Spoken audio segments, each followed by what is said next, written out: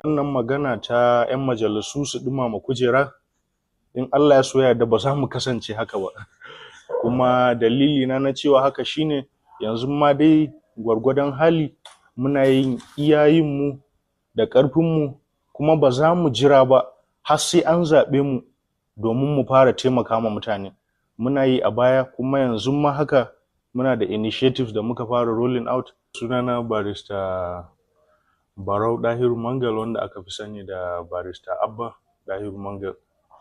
To a hukumance jam'iyyar APC ta tsaye da kai takara ɗan majalisar tarayya mai wakiltar ƙaramar hukumar Katsina a nan jihar Katsina. Ya ka ji da samun wannan dama? To, a'udhu billahi minash shaitanir rajim, bismillahir rahmanir rahim, wa sallallahu ala nabiyil karim. To gaskiya wannan rana ce sosai ta farin ciki a gare ni da kuma dukkanin al'ummar jihar Katsina, especially ma matasa wanda suke kaman ire-iren shekarunmu haka.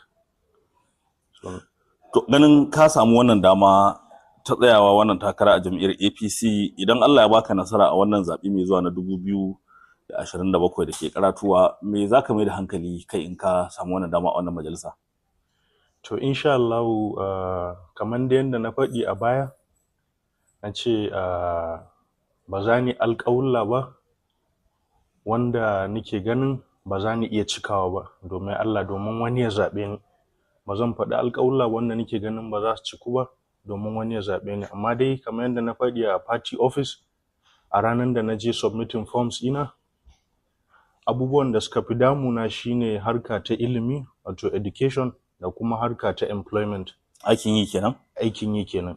So shine na ce lallai za mu yi iyakar ƙoƙarinmu domin mu ga mun rage yawan matasa da yara waɗanda ba su cikin makarantu, ta hanyar samun masu ainihin scholarships, tunda ko a nan jihar Katsina muna da makarantu da dama, tun daga Federal College of Education, muna da Federal da State Universities.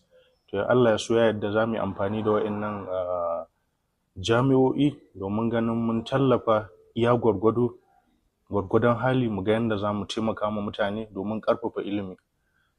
Sai kuma ta fannin shi samun aiki, kamar yadda na yi bayani cewa in Allah ya so ya yarda kuma Allah ya kai mu majalisar tarayya, za mu yi ƙoƙari mu saman ma matasanmu aiki, saboda kamar yadda kowa ya sani Katsina Central, Katsina State ma jiha ce ta ilimi.